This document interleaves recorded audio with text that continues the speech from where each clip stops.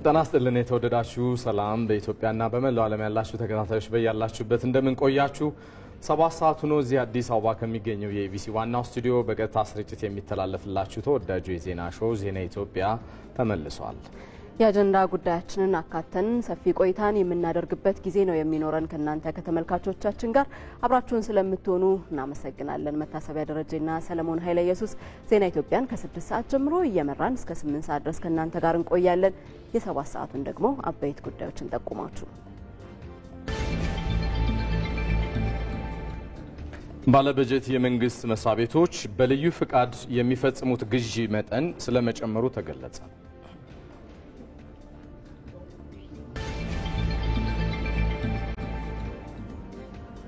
የተሟላ የማክሮ ኢኮኖሚ ማሻሻያው ተግባራዊ ከተደረገ ወዲህ በማክሮ ኢኮኖሚ ዘርፍ እድገት መታየቱን የፕላንና ልማት ሚኒስቴር ገለጸ።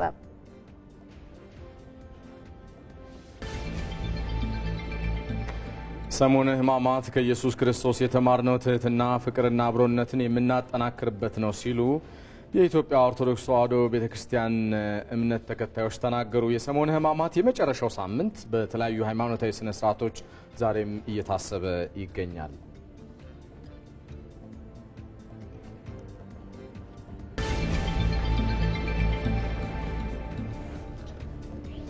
ከውጪ እስራኤል ዓላማዋን እስከምታሳካ የጋዛ ዘመቻዋን እንደማታቆም ገለጸች።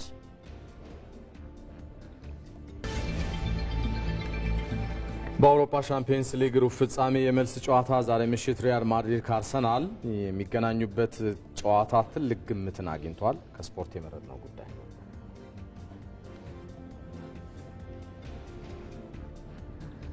እነዚህን አበይት ብለን ጠቀስን እንጂ ዜና ኢትዮጵያ ከሀገር ውስጥም ከውጭም ሰፊ ጉዳዮችን እየዳሰሰ እስከ 8 ሰዓት ድረስ ከናንተ ጋር ቆይታ ያደርጋል። ከዋናው ስቱዲዮም እንሻገራለን። በተለያዩ ሁነቶች ላይ ባልደረቦቻችን ተገኝተዋል። ምን ጉዳዮች ተነስተዋል የሚለውን ጥቆማ ይሰጡናል። እንግዶችም ለምናነሳቸው ጥያቄዎች ምላሽ እንዲሰጡን ተዘጋጅተዋል። መስከረም ቸርነት ከዚሁ ከአዲስ አበባ በቀጥታ መስመራችን ላይ ትገኛለች። መስከረም ዛሬ የታደመችው የሕዝብ ተወካዮች ምክር ቤት የመንግስት ግዢ ንብረት ባለስልጣን የኦዲት ክዋኔን የገመገመበት መድረክ ላይ ነው። በግምገማው ምን ተገኘ ምን ተባለ የሚለውን ጉዳይ ከሷ ጋር ቆይታ እናደርግበታለን። ወደ ባህር ዳር ስንሻገር ሳሙኤል ወርቃየሁ በዛ ነው የሚገኘው።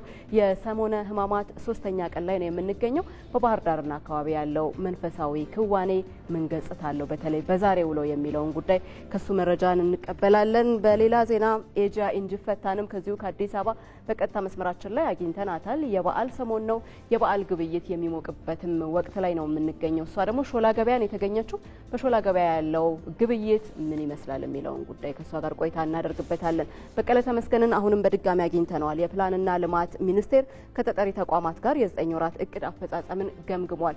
ምን ተባለ ምን ተገኘ የሚለውን ጉዳይ ነው ከሱ ጋር ቆይታ የምናደርገው። በአጀንዳ ጉዳያችን ላይ እንግዳ ጋብዘናል። እንግዳችን ፓስተር ሳሙኤል ጌታቸው ናቸው። የደቡብ አፍሪካ ወንጌል አማኞች አብያተ ክርስቲያናት ካውንስል ዋና ጸሐፊ ናቸው። ከሐዋሳ የኢቢሲ ስቱዲዮ በቀጥታ መስመራችን ላይ ናቸው። ከሳቸውም ጋር ወደ በኋላ ላይ በተለይ ከአብሮነት ጋር ከመረዳዳት ጋር ኢየሱስ ክርስቶስ ለሰው ልጆች ያሳየውን ፍቅር እንዴት ነው ወደ ህይወታችን ማምጣት ያለብን በሚለው ጉዳይ ላይ ነው ከሳቸው ጋር ቆይታ የምናደርገው። ሁሉንም ዘገባዎች እየተከታተላችሁ ቆይታ እንድታደርጉ እንጋብዛለን። የተወደዳችሁ እንደዚሁም በዳሰነች ወረዳ የደረሰውን የጎርፍ አደጋና በተለይ እየተሰጠ ያለው ምላሽ በተመለከተም ወደ በኋላ ላይ እንግዳ የሚኖሩን ይሆናል።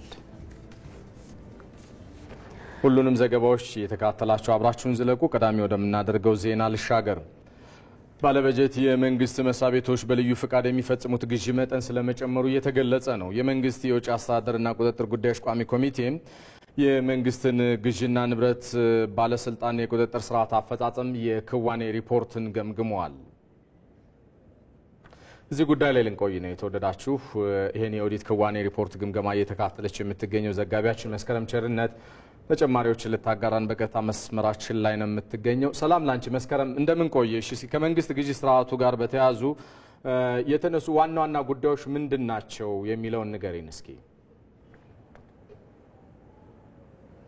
በድጋሚ አመሰግናለሁ። ከ2015 እስከ 2016 ዓመተ ምህረት የመንግስት ግዥና ንብረት ባለስልጣን የቁጥጥር ስርዓት አፈጻጸም ክዋኔ ነው በዛሬው ዕለት በሕዝብ ተወካዮች ምክር ቤት የመንግስት ወጪ አስተዳደርና ቁጥጥር ጉዳዮች ቋሚ ኮሚቴ የተገመገመው ማለት ነው። በዚህም እንግዲህ ከ2015 እስከ 2016 ባለው ጊዜ በዋናነት የልዩ ግዥ ፍቃድ አሰጣጥ፣ የኤሌክትሮኒክስ ግዥ ቀልጣፋና ውጤታማ የሆነ የግዥ ስርዓት ከመኖር ጋር በተያያዘ ነው ግምገማ የተደረገበት ወይም የኦዲት ክዋኔ ሪፖርቱ የተደመጠው ማለት ነው። በዚህ ጊዜ እንግዲህ በዋናነት የተነሳው ከልዩ ግዥ ፍቃድ አሰጣጥ ጋር በተያያዘ ወደ ባለስልጣን መስሪያ ቤቱ የሚመጡ አጠቃላይ የልዩ ፍቃድ ግዢዎች ላይ እንግዲህ በአብዛኛው የባለስልጣን መስሪያ ቤቱ ፍቃድ መስጠቱን የተመለከተ ነው። በርካታ እንግዲህ የባለበጀት መስሪያ ቤቶች የመንግስት ባለበጀት መስሪያ ቤቶች ግዢ ሲፈጽሙ እንግዲህ በልዩ ፍቃድ ግዢ የሚፈጽሟቸው ግዢዎች ከጊዜ ወደ ጊዜ እየተበራከቱ መምጣታቸውም ነው የተጠቆመው። በዚህም እንግዲህ ይህ በዋናነት ለብልሹ አሰራር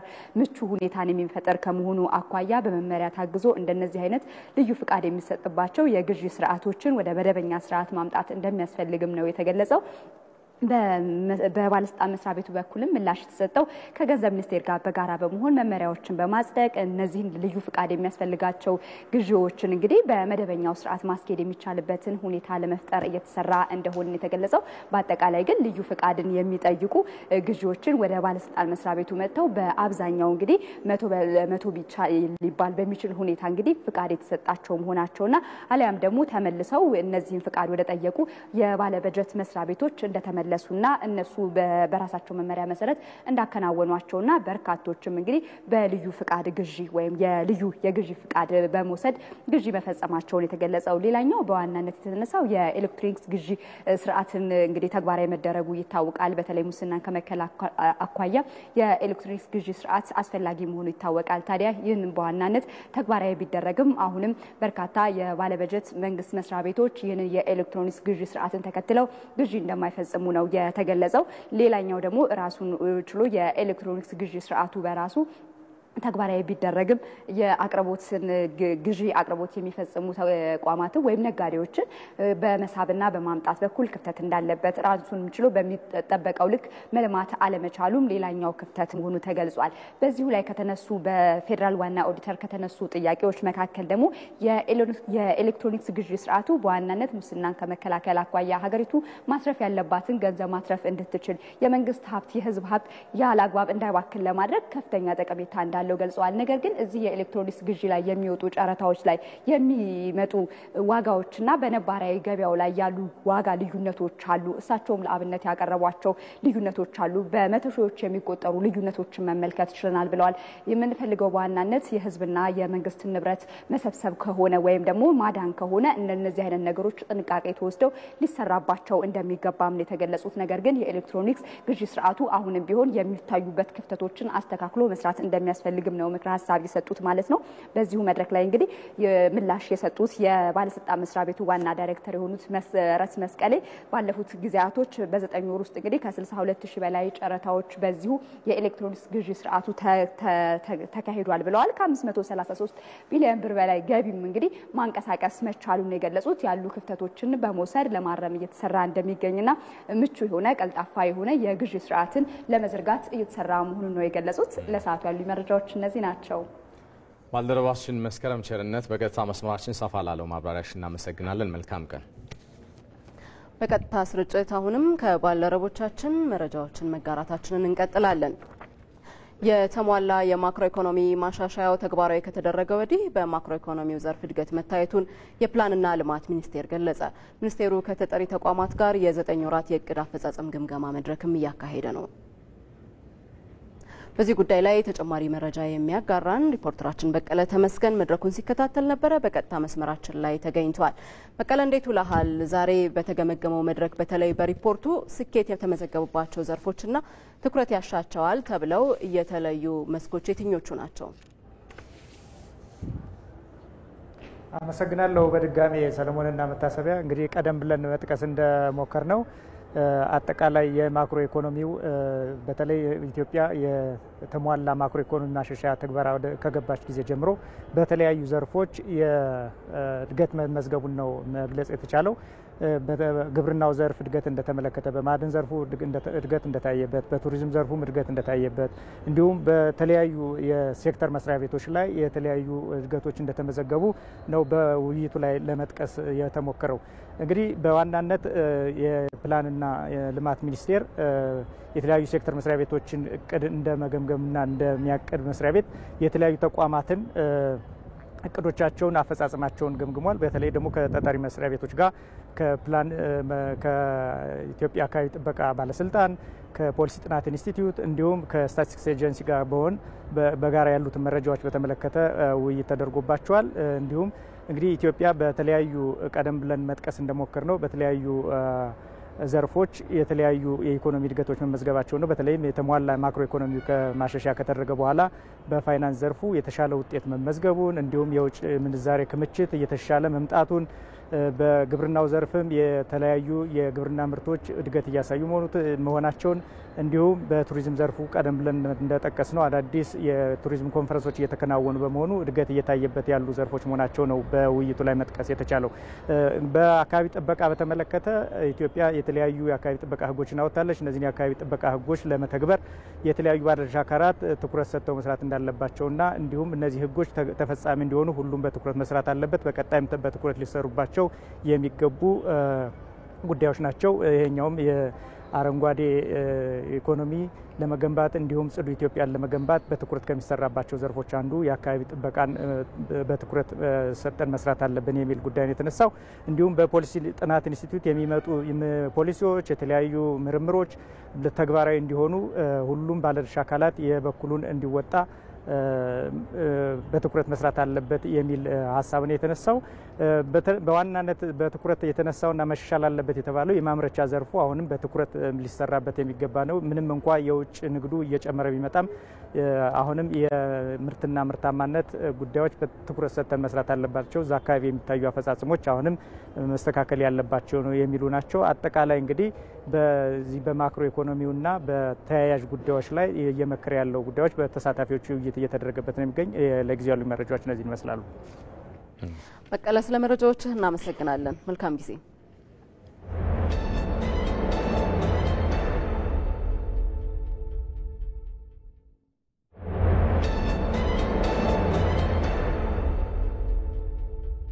ተመልሰናል። የተወደዳችሁ ዜና ኢትዮጵያ አጀንዳ ዘገባው ላይ ደርሷል። በተለይ በአጽዋማት ወቅት እየታየ ያለው መረዳዳት በሌሎች አዘቦት ጊዜያትም እንዴት መቀጠል አለበት፣ የእምነቱ ተከታዮችስ አስተምህሯቸው እንደምን ያለ ነው የሚሉና ተያያዥ ጉዳዮችን እናነሳለን። መቲ ጎን ለጎን ደግሞ የኢትዮጵያ ኦርቶዶክስ ተዋሕዶ ቤተክርስቲያን የእምነት ተከታዮች የአብይ ጾም የመጨረሻው ሳምንት የሶስተኛው ቀን የሰሞነ ሕማማት ይገኛሉና በተለያዩ አብያተ ክርስቲያናት ከሰኞ ዕለት ጀምሮ ያሉ መንፈሳዊ ስነ ስርዓቶችን ከተለያዩ የሀገሪቱ አካባቢዎች ለተመልካቾች መረጃ ስናጋራ ነበርና እስከ አርብ ድረስ እንግዲህ ይቀጥላል። ስለዚህ እስከ ስቅለቱ ድረስ ማለት ነው እንቀጥላለን። የተወደዳችሁ አሁንም አብራችሁን ቆዩ። በክርስትና እምነት ተከታዮች ዘንድ የኢየሱስ ክርስቶስ ሕማም የሚታሰብበት የሰሞነ ሕማማት ሶስተኛ ቀን በባህር ዳር ከተማና አካባቢው በእምነቱ ተከታዮች ዘንድ በጾም በጸሎትና ስግደት እየታሰበ ይገኛል። በስፍራው የሚገኘው ባልደረባችን ሳሙኤል ወርቃየሁ በከተማዋ በሚገኙ አብያተ ክርስቲያናት ሰሞነ ሕማማት በምን መልኩ እየታሰበ ነው የሚለውን ሊያስቃኘን በቀጥታ መስመራችን ላይ ነው የሚገኘው። ሰላም ላንተ ሳሙኤል፣ እንደምን ቆየህ? በባህር ዳር ከተማና አካባቢው የሚገኙ አብያተ ክርስቲያናት የኢትዮጵያ ኦርቶዶክስ ተዋሕዶ ቤተክርስቲያን ምእመናትና ተከታዮች በምን መንገድ ነው ሰሞነ ሕማማትን የሶስተኛውን ቀን እያሰቡት የሚገኙ የሚሉትና ተያያዥ ጉዳዮችን ልታደርሰን ትችላለህ?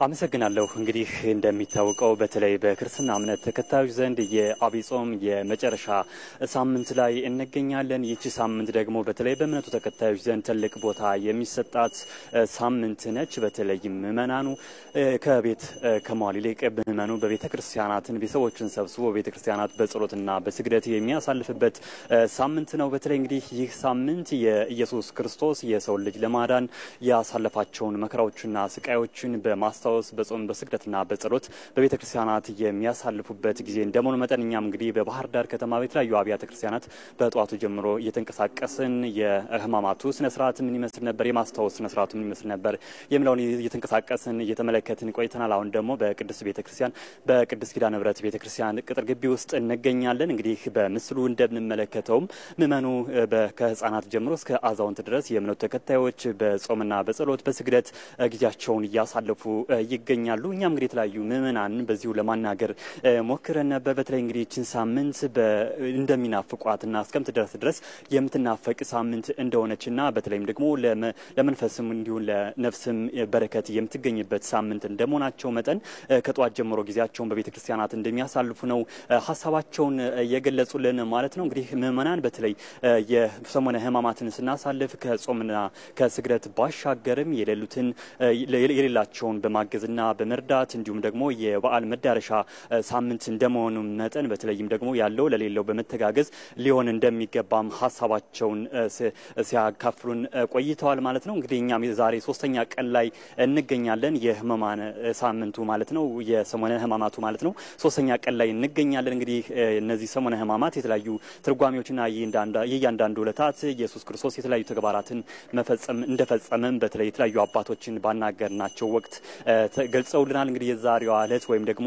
ረቡዕም በተለይ ኢየሱስ ክርስቶስን ለመግረፍና ለመስቀል የተማከሩባት ዕለት እንደመሆኗ መጠን የምክር ቀን እንደምትባልም ነው እንግዲህ የእምነቱ አባቶች የገለጹልን ማለት ነው። እንግዲህ በዛሬው ዕለትም እንግዲህ ይህን በማስታወስ እንዲሁም ደግሞ የኢየሱስ መከራንና ስቃይን በማስታወስ ምእመኑ በቤተ ክርስቲያናት በጾምና በስግደት እያሳለፈ ይገኛል ማለት ነው። እንግዲህ ቀደም ሲል ያነሳሁትን ሀሳብ አባቶችም አንስተውታል። በተለይም ይህን እንግዲህ ህማማተ መስቀሉን ስናስታውስ ኢየሱስ ክርስቶስ መስቀልን መሰቀሉን ስናስታውስ ቀደም ሲል እንዳልኩት መረዳዳትን ባህላችን በማድረግ ለሀገር ሰላም በመጸለይ ለአንድነት በመጸለይና ያለው ለሌለው በመረዳዳት ሊሆን እንደሚገባ በተለይ መልእክታቸውን ያስተላለፉበት ሁኔታ ነው ያለ። እንግዲህ የዛሬው ዕለት ወይም ደግሞ የህማማቱ የ3ኛ ቀን ዕለት የባህር ዳር እንቅስቃሴ ይህን ይመስል ነበር።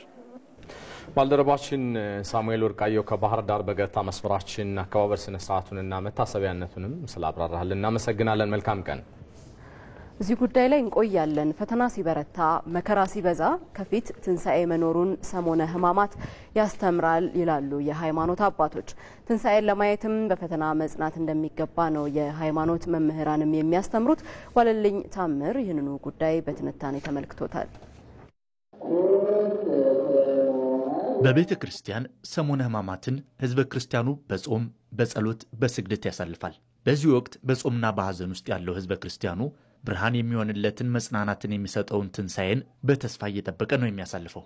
ከመከራ ከፈተና ጀርባ ለውጥና ትንሳኤ አብሯልና አንድ ሰው ካልተፈተነ ካልወጣ ካልወረደ ትንሳኤውን ወይም ደግሞ የተሻለ ነገር ማየት አይችልም። አሁን በሰሙነ ህማማት ከምንማረው አንዱ ነገር ይሄ ነው። የክርስቶስ ሕማሙ መከራው ሞቱ በትንሳኤ እንደተጠናቀቀ ሁሉ የሚያልፍ ህይወት ወይም ደግሞ ነገ የተሻለ እንደሚሆን ማሰብ ያስፈልጋል። ትንሳኤን ለማየት በፈተና መጽናት እንደሚያስፈልግ የክርስትና ህይወት አመላካች መሆኑም ይገለጻል። የሚያበቃው የፋሲካ ጾም ራሱ ክርስቶስ ተነሳ ተብሎ ታውጆ ከተነሳ በኋላ ጾም የለም። አንድ ክርስቲያንም ሞቶ ከተነሳ በኋላ ድካም የለም፣ ህማም የለም። እነዛ 55 ቀኖች ከትንሳኤ በኋላ ያሉት 50 ቀኖች የሚነግሩ እሱን ነው ማለት ነው። ክርስትና በራሱ በመከራ ላይ የተመሰረተ ነው። በመንደር ላይ የተለያዩ ከዓለም ላይ ከሚመጡ ፈተናዎች ጋር መታገል ነው። ያንን ታግለው ያሸነፉ ናቸው ለሰማያዊ መንግስት የሚታጩት ማለት ነው። በፈተና እስከ መጨረሻው ድረስ የጸና ይድናል ነው የሚለውና በፈተና ውስጥ ጸንቶ በትዕግስት ማለፍ ያስፈልጋል። ያንን ተቋቁሞ ማለት መከራ አልፎ ለትንሳኤ መድረስ የሚቻለውም በእውነት ላይ ሲመሰረት መሆኑን የእምነቱ መምህራን ይናገራሉ። የምንቀበለው መከራ ምን አይነት መከራ ነው? እሱ ላይ ነው ቆም ብለን አንዳንዱ ዝም ብሎ አላስፈላጊ ሰማዕትነት አላስፈላጊ መከራ ውስጥ የሚገባ ሰው አለ። መከራ ስለሆነ ብቻ ማለት ነው። ወንድምህን እየጠላ በዚህ በህማማት ውስጥ ብትወርቅ ብትነሳ ምንም ዋጋ የለውም። መከራ እየተቀበልክ ነው፣ ወደ ትንሳኤ ያደርስህም ማለት ነው ይሄ መከራ። ስለዚህ ሰዎች ቆም ብሎ ማሰብ አለባቸው። የሚራቡት የሚጠሙት ስለምንድን ነው? አስፍተንም እንደ ሀገር ልናስበው እንችላለን። ለዚህች ሀገር ዋጋ እየከፈሉ ያሉ ሰዎች አሉ።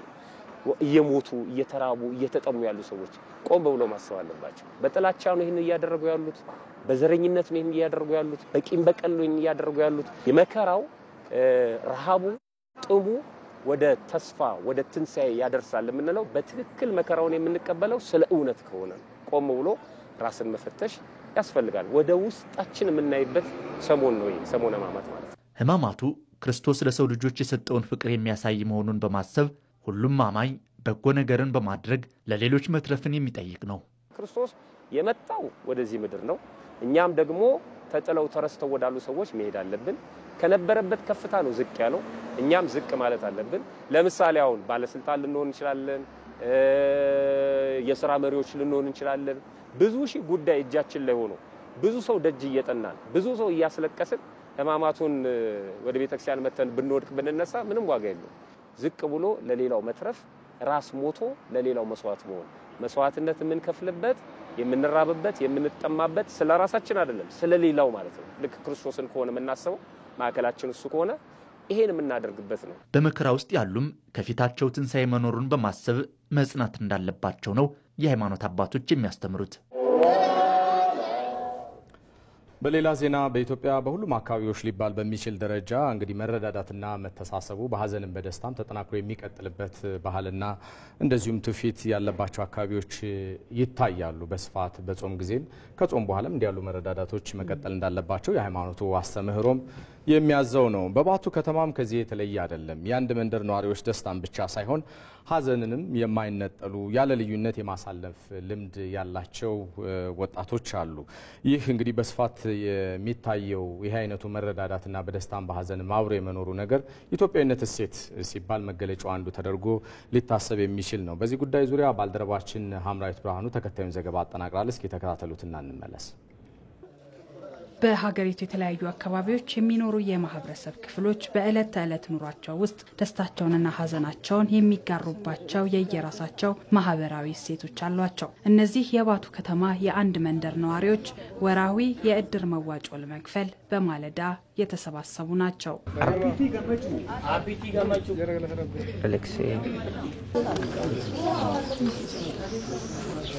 የእድር አባላቱ የሃይማኖት ልዩነት ሳያራርቃቸው አብሮነትና መደጋገፋቸው ለዓመታት ዘልቋል። ዋፊ ቆሸሳ የሚባለው እድር ትልቅ እድር ነው። ከ300 በላይ አባል ያለው ሰው እዚህ እድር ውስጥም የሁሉም አይነት ብሔር የሆኑ ሰዎች የከተማ ነዋሪዎች ሰዎች የእድራችን አባል ናቸው። የትኛውም አይነት እምነት ተከታይ አባል የእድራችን አባል ናቸው። በዚህ እድር ውስጥ የእድራችን አባል የሆነ ሰው ደስታም ካለው ደስታውን በጋራ ነው የምንካፈለው። ችግርም ካለ ችግሩን ሄደን ከጎን ሆነን የምናጽናናው መምራታታው በጋራ ነው። አንድነትን የሚፈጥር ነገር ነው። ምክንያቱም የጋራ የሰላሙንም ሁሉ ነገር አብረው ነው የሚካፈሉት። የበዓሉ ለራሱ ሰው ሄዶ የክርስቲያኑ ቤትም ሄደ ነው የምንበላው። ክርስቲያኑም ሄዶ ለነሱ የተዘጋጀው ምግብ ነው የሚበሉት። ኢትዮጵያ አንድነትን ነው የሚፈጥረው። ኢትዮጵያ አንድ መሆኗ ለሌላ አገር እንደሌለን አንድ አገር እንዳለን ነው የምንቆጥረው የምናስበው። ትውልዳችን የኛ ትውልድ ራሱ ይሄን እንዲከተሉ ነው የምንፈልገው።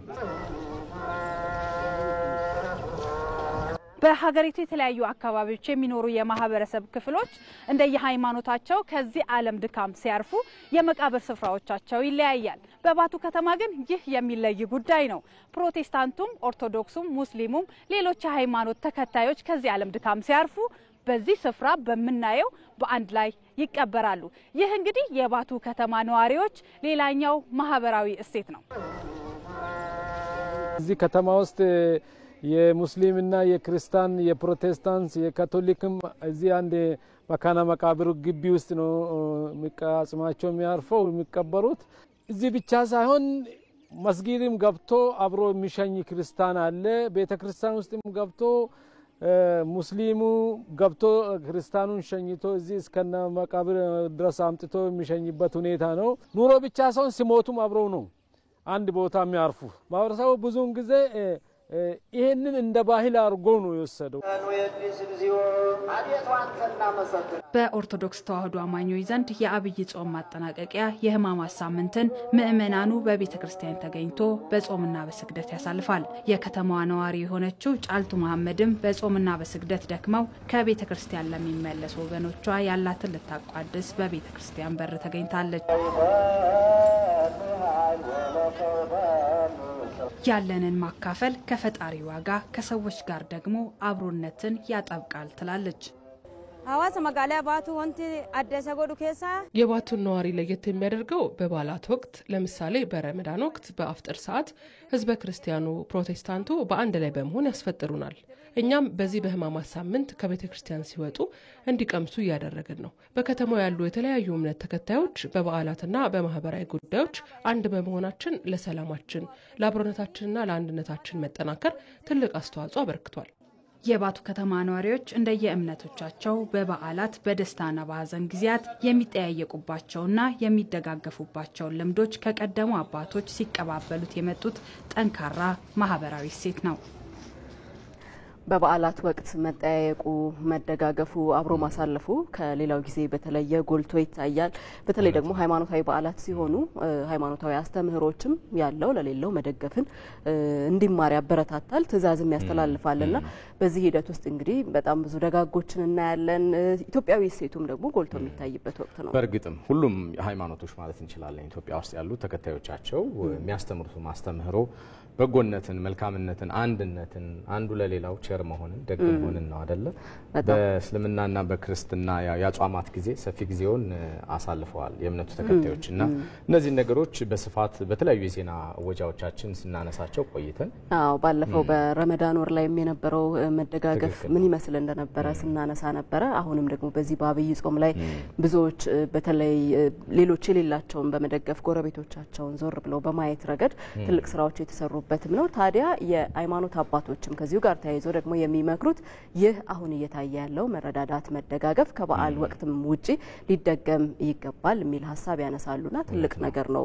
ይሄ መደጋገፍ ባህል ሆኖ መቀጠልም ያለበት ነው፣ በዓላት ላይ ብቻ የሚገደብ አይደለም የሚለውን ሀሳብ እናነሳለን። እዚሁ ጉዳይ ላይ ቆይታ አድርገን አሁን ደግሞ ከእንግዳ ጋር ተጨማሪ ሀሳቦችን እንጋራለን። የደቡብ አፍሪካ የወንጌል አማኞች አብያተ ክርስቲያናት ካውንስል ዋና ጸሐፊ ፓስተር ሳሙኤል ጌታቸው እንግዳችን ሆነው በሐዋሳ ስቱዲዮ ነው የሚገኙት። ከሳቸው ጋር ቆይታ እናደርጋለን።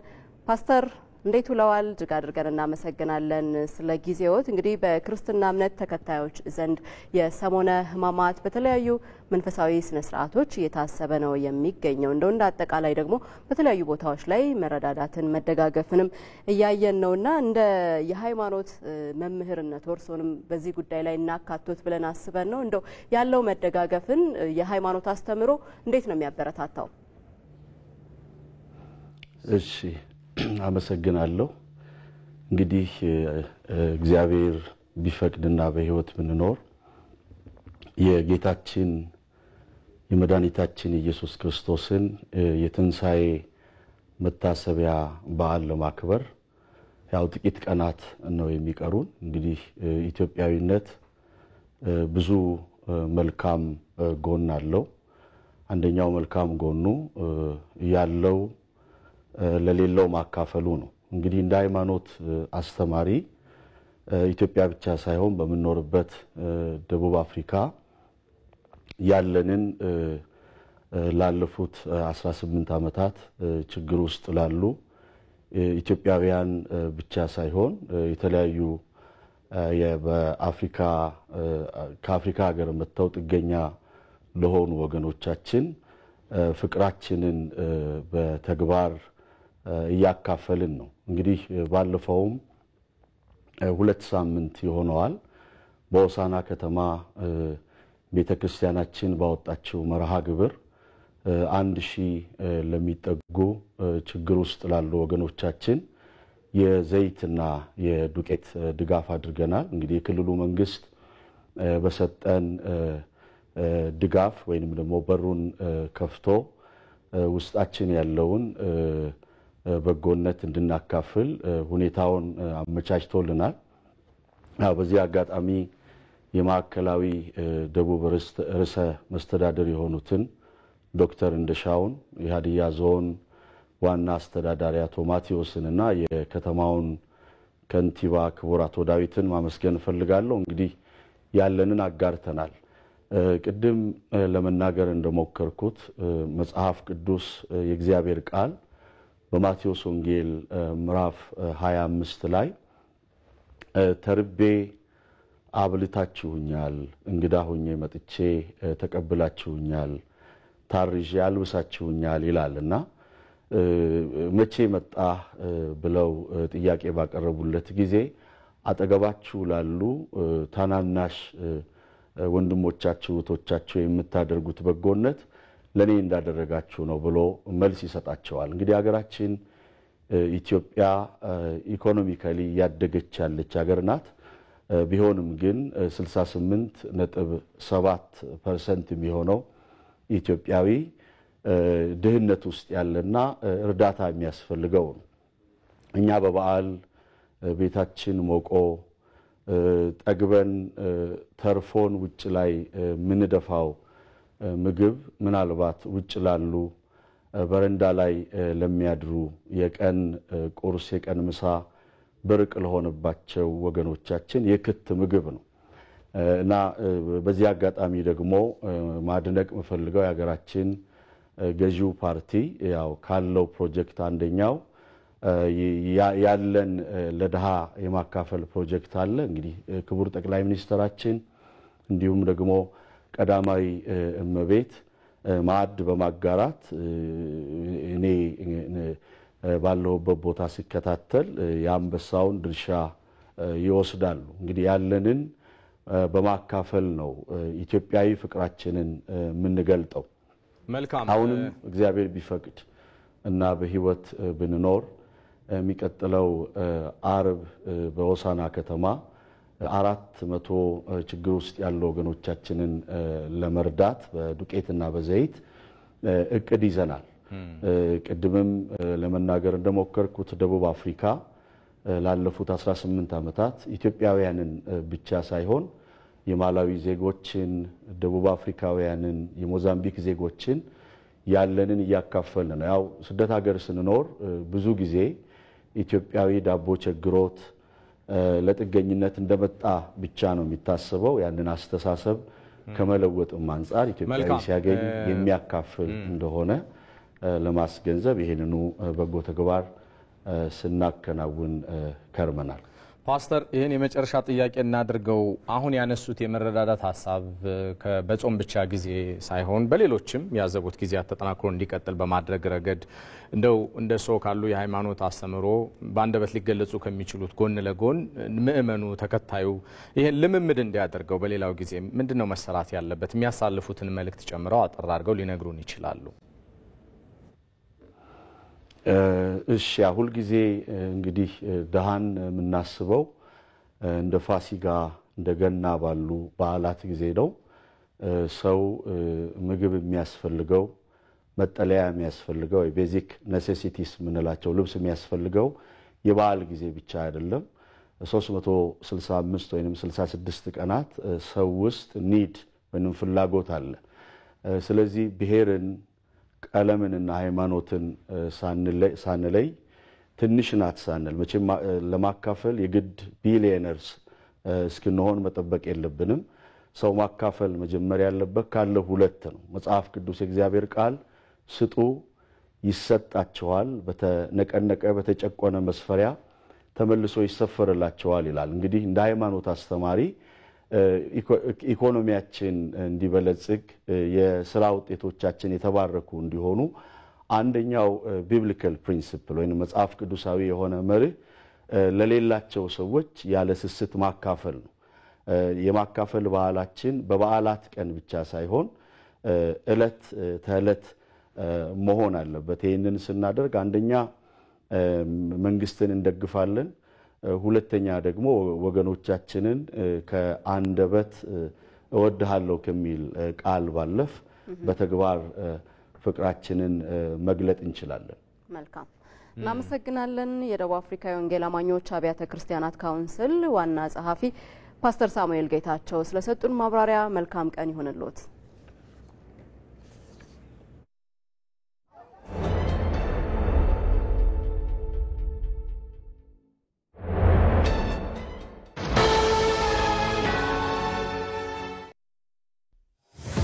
የሚሰራ ሰው ጊዜ አይበቃውም። ስለዚህ ረጅሙን ጉዳይ በዘዴ ያሳጥረዋል። ወራዊ የአገልግሎት ክፍያዎቹን በቀላሉ ሲቢ ብር ፕላስ ያስታውሰዋል። ታታሪዋ ወጣት ቀኗ ይብቃቃላታል። የትምህርት ቤት ክፍያዋን ለመክፈል ሲቢኢ ብር ፕላስ ፍጥነት ያላብሳታል። የፈጠነ አንድ ጉዳይ በሥራ የተጠመደው ያሳተና የኮንዶሚኒየም ብድር ክፍያን የሚፈጽመው በሲቢኢ ብር ፕላስ ነው። ግብር ለመክፈል መውጣት መውረድ ቀረ። ይኸው ክፍያ ቀለለ። የትኛውንም ክፍያ ለመክፈል ካሉበት ሳይነሱ ካሰቡት ይድረሱ። የተሻሻለው የሲቢኢ ብር ፕላስ መተግበሪያ አዳዲስ ነገሮችን አካቶ ሕይወታችሁን ሊያቀል ካላችሁበት ደርሷል።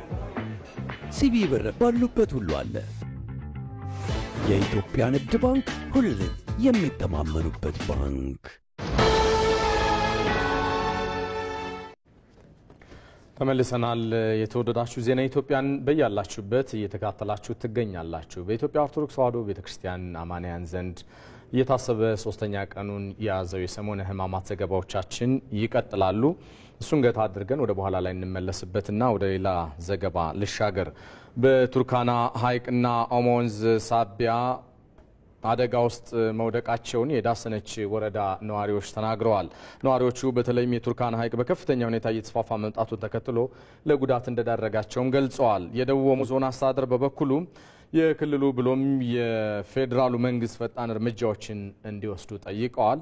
ዘጋቢያችን ወንደሰን አፈወርቅ ወደ ስፍራው አቅንቶ ተከታዩን ዘገባ አድርሶናል። የዳሰነች ወረዳ ነዋሪዎች በኦሞ ወንዝና በቱርካና ሐይቅ ምክንያት በስጋት የተከበበ ኑሮን እየመሩ ስለመሆኑ ይናገራሉ። ነዋሪዎቹ እንደሚሉት እንዲህ ተንጣሎ የሚታየው ውሃ ከጥቂት ዓመታት በፊት በዚህ ያልነበረ፣ አሁን ግን ለኦሞራቴ ከተማ ጭምር ስጋት የሆነ ነው። ከስጋትነት አለፍ ብሎም ባለፉት ዓመታት ጉዳት አድርሶባቸዋል፣ ከቀያቸውም አፈናቅሏቸዋል። አሁን የምንገኝበት አካባቢ ከጥቂት ጊዜያት በፊት በርካቶች ይኖሩበት የነበረ አካባቢ ነው። የተለያዩ ቀበሌያት እንዲሁ የነበሩበት ነው። የዕለት ተዕለት ተግባራቸውን ያከናውኑበት የነበረበት ማለት ነው። አሁን ላይ ግን የቱርካና ሐይቅ ወደዚህ እየገፋ በመምጣቱ ምክንያት በርካቶች ለመፈናቀል ተገደዋል። እኛ በጣም ተሰቃይተናል። ጎርፉ አሰቃይቶናል። ሳናስበው በድንገት ነው የመጣብን። መጀመሪያ ውሃው ሩቅ ቦታ ነበረ። እዛ እየሄድንም እንቀዳ ነበር። እኛ እዚህ ስንመጣ ይህ ውሃ አልነበረም። ተከትሎን ነው እዚህ ድረስ የመጣው። ያ ውሃው የሚታይበት አካባቢ ነበርን።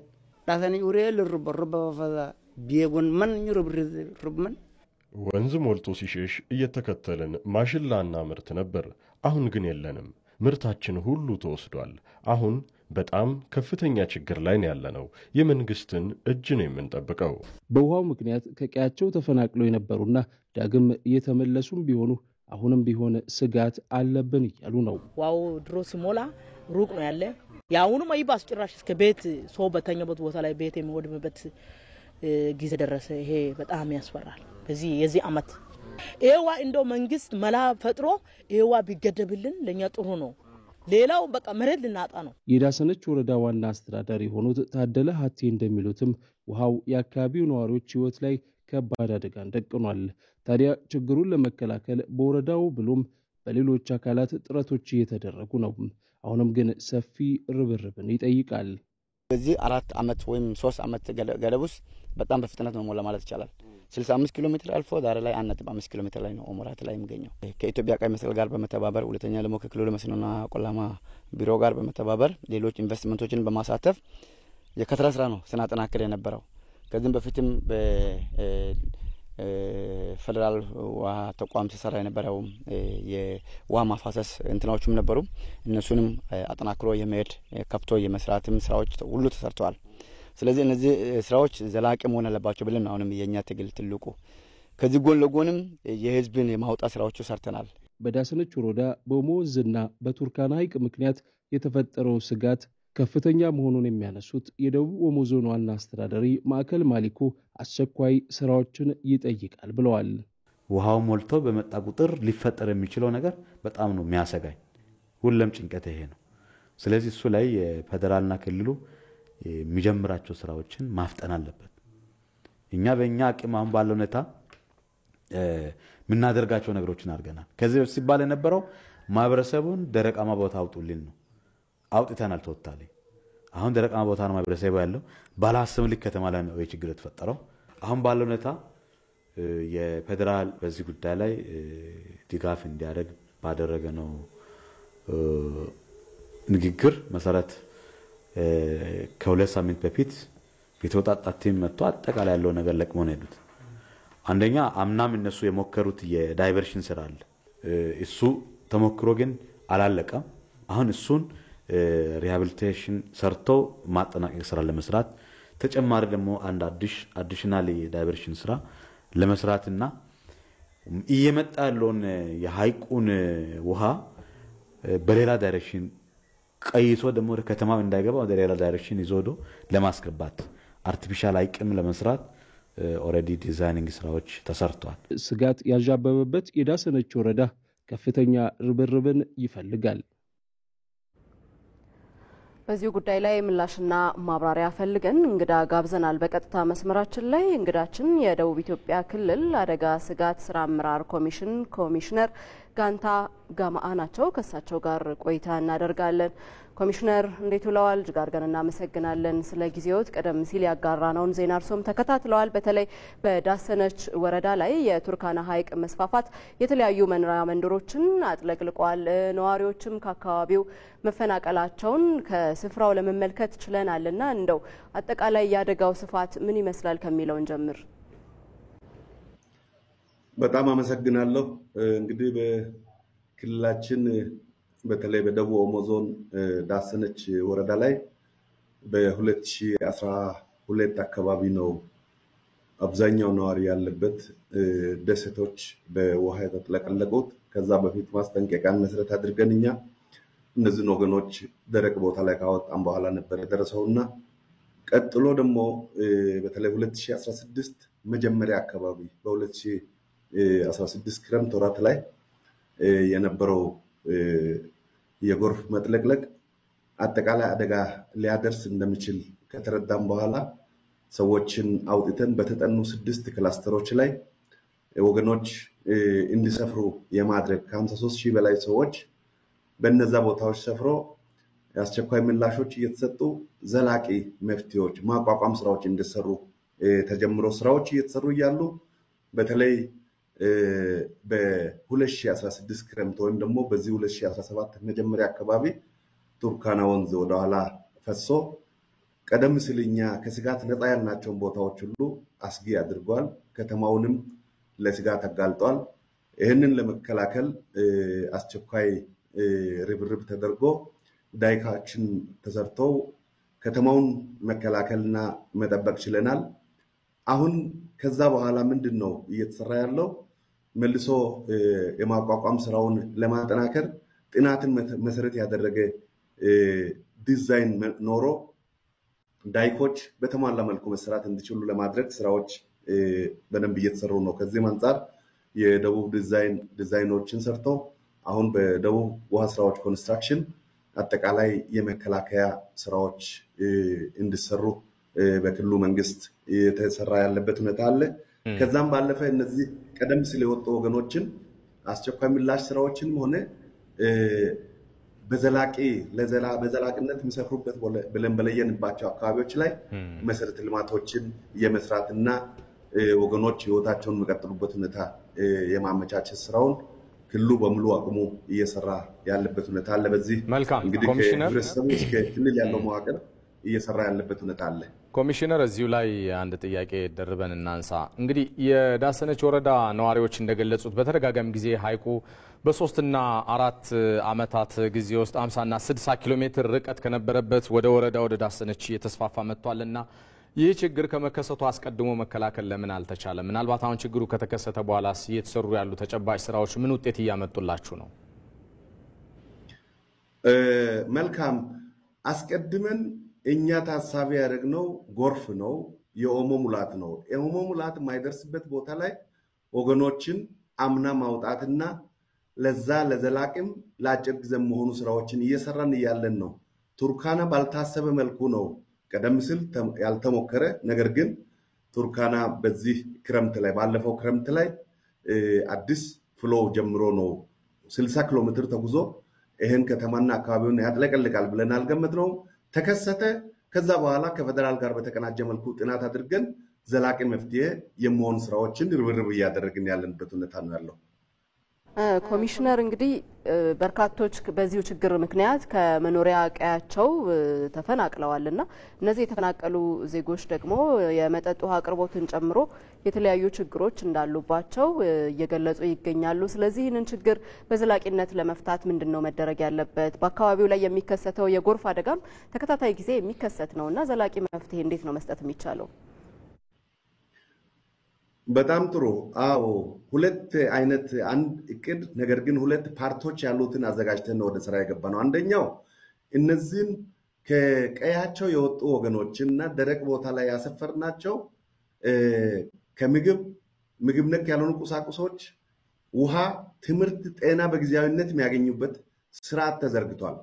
ሁለተኛው ደግሞ እነዚህ በዘላቂነት ይኖራሉ በተባሉ ቦታዎች ላይ ትምህርት ቤቶች፣ ጤና ተቋማት፣ የውሃ ተቋማት ስለሚያስፈልጉ እነዚህ ስራዎች በክልሉና በህብረተሰቡ ትብብር ስራዎች እየተሰሩ ነው ያሉትና ቅድም ያስቀመጥኩት ስለ መከላከሉና ስለ ጎርፉ መከላከል ነው። ነገር ግን ህብረተሰቡን መልሶ ከማቋቋም አንጻር በሁለት ምዕራፍ ተከፍሎ አስቸኳይ ምላሽ ስራዎችም እየተሰሩ ነው። መልሶ ማቋቋም ስራዎች መሰረተ ልማቶችን በማልማትና እነዚህ ወገኖች የተሻለ አገልግሎት እያገኙ የሚቀጥሉበት ሁኔታ ለመፍጠር ስራዎቹ በክልሉ መንግስት በተቀናጀ መልኩ እየተሰሩ መኖሩን ለመግለጽ ነው። መልካም፣ እናመሰግናለን። የደቡብ ኢትዮጵያ ክልል አደጋ ስጋት ስራ አመራር ኮሚሽን ኮሚሽነር ጋንታ ጋማ ለሰጡን ማብራሪያ መልካም ጊዜ ይሁንልዎት።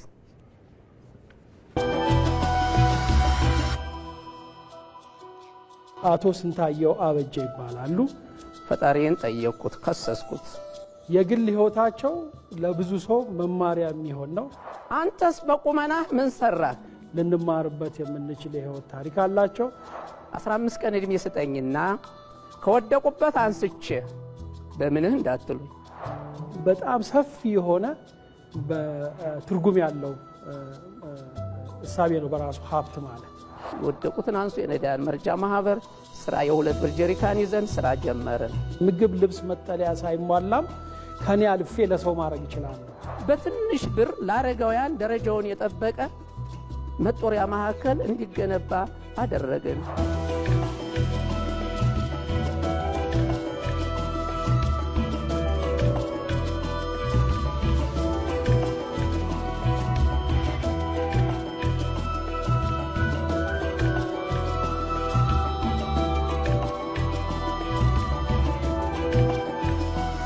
ቆራጥነት ካለ፣ ጀግንነት ካለ፣ ጥሩ ራዕይ ካለ በትንሽ ነገር ስራዎችን መስራት እንችላለን።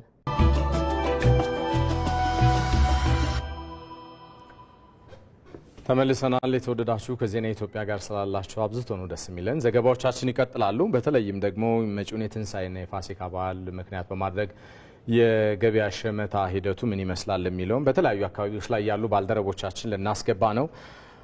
በቀጥታ በአዲስ አበባ ሾላ ገበያ ነው የምናመራው። በዛ የትንሳኤ በዓል ገበያ መዳረሻ በቂ አቅርቦት ያለው የሸመታ ሂደት እየተካሄደ ስለመሆኑ ሸማቾችና ነጋዴዎች ይገልጻሉ። በገበያ ስፍራው ቀይ ሽንኩርት የሀገር ውስጥ በኪሎ 130 ብር፣ የውጭ ሀገር 70 ብር፣ ነጭ ሽንኩርት ደግሞ 350 ብር እየተሸጠ ስለመሆኑ ነው የደረሰን መረጃ የሚያመላክተው።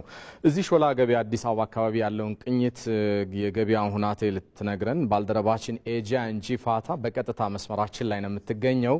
ሰላም ላንቺ ኤጂያ፣ እንደምን ቆየሽ? በሾላ ገበያ ያለው የትንሳኤ በዓል መዳረሻ አቅርቦት ምንድነው የሚመስለው? ምንድነው የታዘብሽው አንቺ? ንገሪን እስኪ። እሺ፣ አመሰግናለሁ ሰሎሞንና መታሰቢያ። እንግዲህ ቀደም ሲል እንደገለጽኩት እዚህ አዲስ አበባ ሾላ በሚገኘው የገበያ ማዕከል ነው ያለሁት። እንግዲህ ለበዓሉ በዚህ ሾላ ገበያ የሚያስፈልገው ነገሮችን እንግዲህ ምልከታን አድርጌያለሁ። እንግዲህ የሀበሻ ቀይ ሽንኩርት በ130 ብር እየተሸጠ ይገኛል። እንዲሁም የውጭ ሀገር የቀይ ሽንኩርት በ70 ብር እየተሸጠ ይገኛል። እንዲሁም ቅቤ ለጋው ቅቤ በ1400 ብር እየተሸጠ ይገኛል። እንዲሁም መካከለኛ ቅቤ የሚባለው በ1200 ብር እየተሸጠ ይገኛል። እንዲሁም የበሰለ ቅቤ በ1100 ብር እየተሸጠ እንዳለ እንግዲህ ቅኝት አድርጋለሁ። እንዲሁም ዶሮ ከ700 እስከ 1300 ብር እየተሸጠ እንዳለ እንግዲህ ቅኝት አድርጋለሁ። እንዲሁም ነጭ ሽንኩርት ወቅቱም ስላልሆነ 350 ብር እየተሸጠ እንዳለ እንግዲህ ምልከታ አድርጋለሁ። እንዲሁም ሌሎች ምርቶች እንግዲህ የመጨመርና እንዲሁም ደግሞ የመቀነስን ዋጋ አሳይቷል። ሰለሞን ለዛሬ ለአሁኑ ያለኝ መረጃ ይሄንን ይመስላል። አመሰግናለሁ። ኤጃን ጂፋታ ከሾላ ገበያ በቀጥታ መስመራችን መረጃዎችን ስላጋራሽን እናመሰግናለን። መልካም ቀን ይሁንልሽ።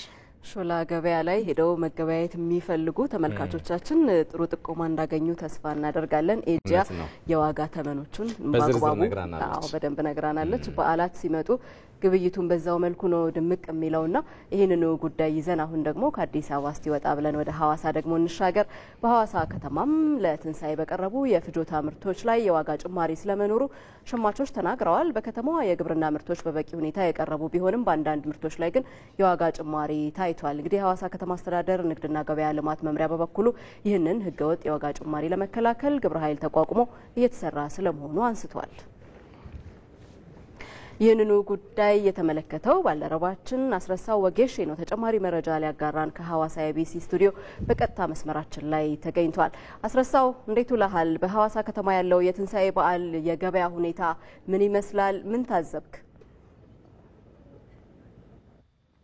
በጣም አመሰግናለሁኝ። እንግዲህ ከፊታችን የሚገኘውን የትንሳኤ በዓል ገበያን ምክንያት በማድረግ በሐዋሳ ከተማ በትልቁ ገበያ ተብሎ በሚጠራው ስፍራ እንደዚሁም ደግሞ በከተማ አስተዳደሩ በተቋቋሙ የቅዳሜና ገበያ ማዕከላት ላይ ምልከታ ለማድረግ ሞክረን ነበር። በዋናነት የግብርና ምርቶች እንደዚሁም ደግሞ የኢንዱስትሪ ምርቶች ላይ ነው። አቅርቦቱ ምን ይመስላል ስንል እንደዚሁም ዋጋዎቹን ለመቃኘት የሞከርነው። ከግብርና ምርቶች አንጻር አቅርቦቱ እውነት ለመናገር በሁሉም ምርቶች ላይ በበቂ ሁኔታ አለ ማለት ይቻላል። ነገር ግን ደግሞ ከዋጋ አንጻር በዋናነት ተፈላጊ የሆኑት ለምሳሌ አሁን ላይ እንደ ቀይ ሽንኩርትና ነጭ ሽንኩርት ያሉት ናቸው። እነዚህ ላይ የዋጋ ጭማሪ አለ።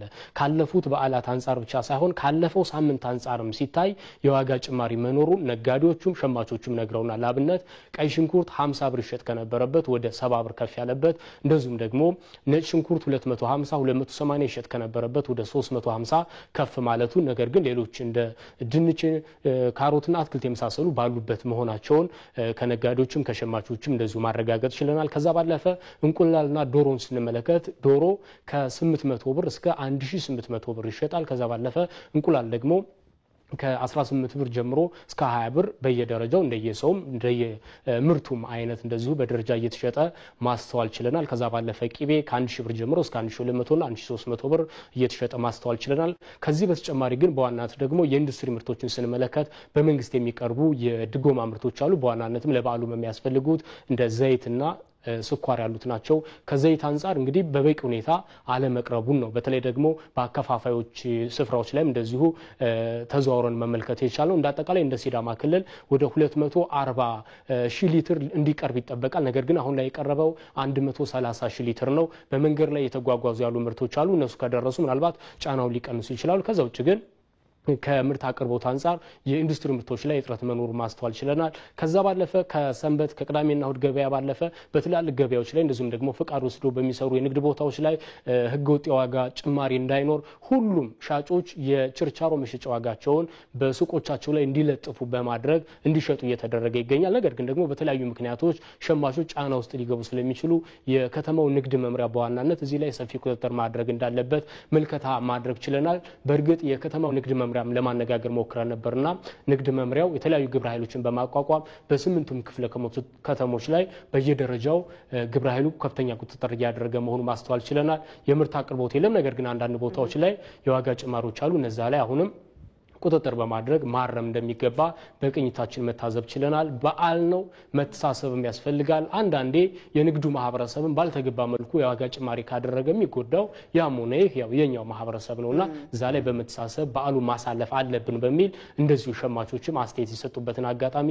ማስተዋል ችለናል። መረጃዎች እነዚህ ናቸው። መታሰቢያ አስረሳው እናመሰግናለን። መልካም ቆይታ። እንቀጥላለን። የተወደዳችሁ ወደ ሰሞነ ሕማማት ዘገባዎቻችን ደግሞ ልመልሳችሁ። አይሁዶች ኢየሱስ ክርስቶስ እንዲያዝ የመከሩበት የሰሞነ ሕማማት 3ኛው ቀን ዕለተ ረቡዕ በወላይታ ዞን ዳልቦ ደብረ ኃይል ቅዱስ ገብርኤል ቤተክርስቲያን በተለያዩ ሃይማኖታዊ ስነ ስርዓቶች እየታሰበ ይገኛል። በስፍራው ስነ ስርዓቱን እየተካተለ የሚገኘው ዘጋቢያችን ተመስገን ተስፋዬ ተከታዩን አድርሶናል። ተከታተሉት።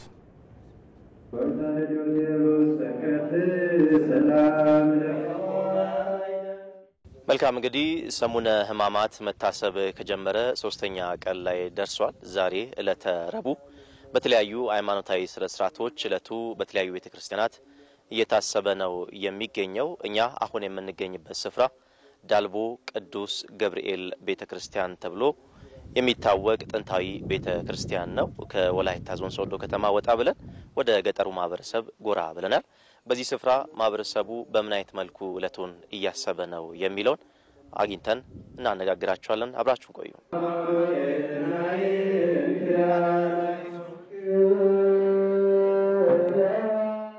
እዚሁ እንግዲህ የሕማማትን ቀን የጌታችን ኢየሱስ ክርስቶስ ለኛ የከፈለውን መስዋዕትነት እሱ ለኛ ብሎ የተቸገረውን ችግር በማሰብ 3 ቀን ጀምሮ በስግደት ላይ ያለነው እየሰገድን እየጸለየን የሱን ውለታ እያሰብን እያዘንንም መከራ ለኛ ሲል እሱ የተቀበለውን መከራ ሁሉ በለኛ ላይ በጣም ስለተሰማን እያዘንን በየወግኑ እየሰገድን እንገኛለን። የዛሬው ቀን ለየት ያለች ነች። የሚነበበው ያው እንግዲህ ሁሉንም ያካተተው መጽሐፍ ወንጌሉን ታምሩን ሁሉን ያካተተው መጽሐፍ ምንድነው የሚባለው? ግብረ ሕማማት የሚባለው ትልቁ መጽሐፍ የሚነበበው እንሰማለን። ክርስቶስ መከራው፣ ስቃዩ፣ ጭንቁ ሁሉ ነገር ስለኛ ብሎ የተቀበለው ነገር የተካተተበት ስለሆነ ካህናቱ፣ ሊቃውንቱ፣ ዲያቆናቱ፣ ሰንበት ተማሪያኑ፣ ምእመናኑ ይህንን ጸሎት እየሰሙ እነሱም ያንን መከራ እየተካፈሉ እያስታወሱ የሚሰግዱበት ዕለት ስለሆነ ዕለቱ ለየት ያለ ነው። እንግዲህ ጌታችን መድኃኒታችን ኢየሱስ ክርስቶስ የተቀበለው መከራ መስቀሉን በመጽሐፍ የተጻፈውን በብሉያት በሐዲሳት የተጻፈውን እየተነበበ ሊቃውንቱ የሚያስፈልገው ነገር ሁሉ አሁን ለምሳሌ እያከናወኑ እያሰገዱ እየሰገድን እኔም ከነሱ ጋር እየሰገድኩ እየጸለይኩ እዚህ ቦታ ይገኛለሁ።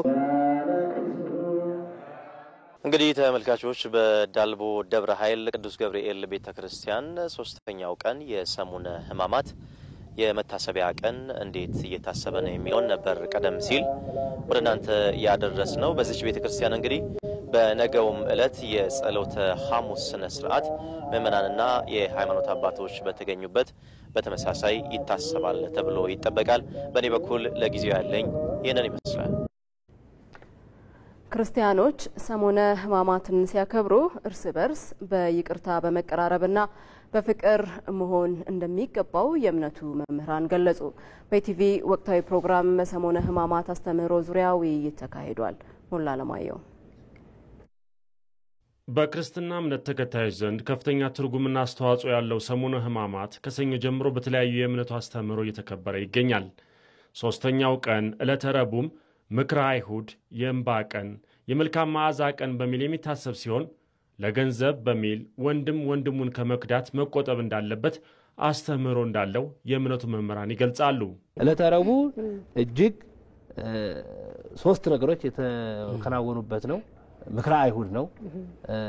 የበጎ መዓዛ ቀን ይባላል። ማርያም ተፍረት ከእግሩ ስር ወድቃ ሽቶ ያፈሰችበት ዕለት ነው። በመጽሐፍ ቅዱስ ይህን ያደረጉ 3 ሴቶች አሉ ማለት ነው። ከነሱ እቺ አንዲቷ ነች። መጨረሻ ደግሞ ይሁዳ ክርስቶስን ለመሸጥ የሄደበት ነው። ይሁዳ ክርስቶስ የሸጠበት ምክንያት የገንዘብ ፍቅር ነው። ቅዱስ አባታችን ሲያነሱት ነበር።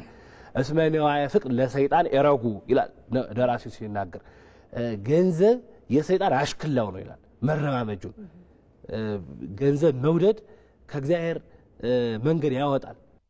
ምእመኑ ሰሙነ ሕማማትን በማስታወስ ሲያከብር እርስ በርስ በይቅርታ ወደ አንድነት በመምጣትና በመተሳሰብ ሊሆን እንደሚገባ አስተምህሮቱ ያስገነዝባል ያሉት መምህራን በዕለታዊ አኗኗራችን መተግበር ይገባልም ብለዋል። ሰሙነ ሕማማትን ስናስብ ስለ ፍቅር ሆነን ማሰብ አለብን።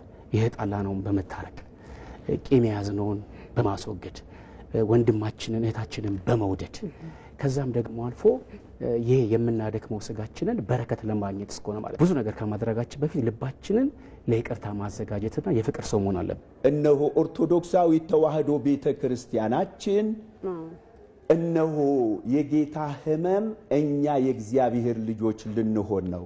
ስለዚህ ምእመናኖቻችን ሁላችን ይሄን በማሰብ ነው ማሳለፍ ያለብን።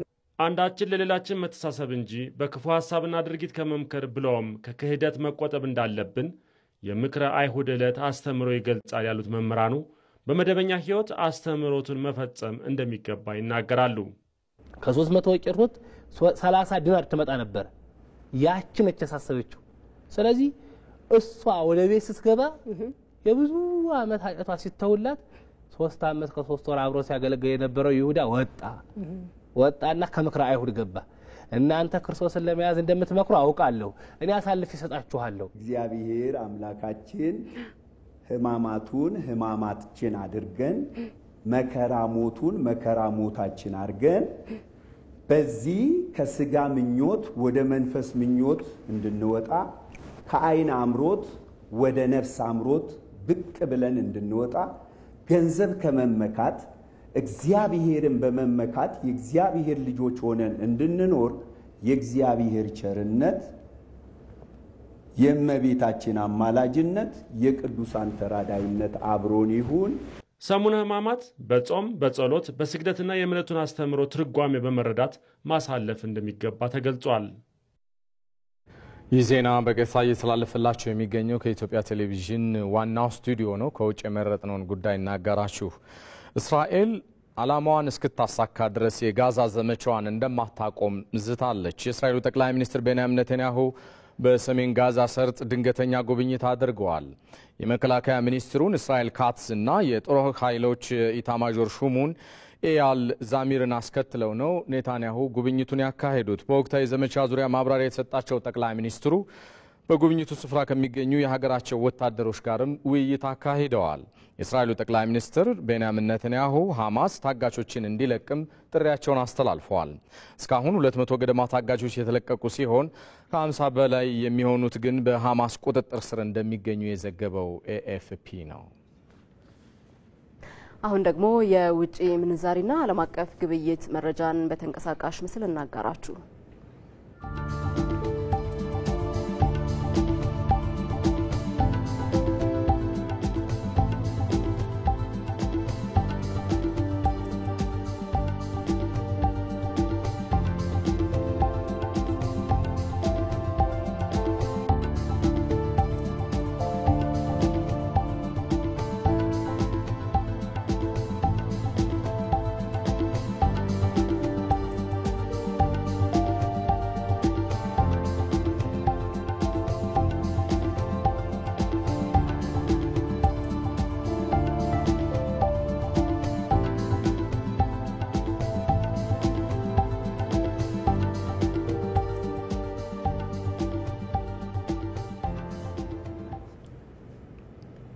ወደ ስፖርት ዘገባችን ደግሞ ስናልፍ በአውሮፓ ቻምፒየንስ ሊግ ሩብ ፍጻሜ የመልስ ጨዋታ ዛሬ ምሽት ላይ ሪያል ማድሪድ ከአርሰናል የሚገናኙበት ትልቅ ግምት አግኝቷል።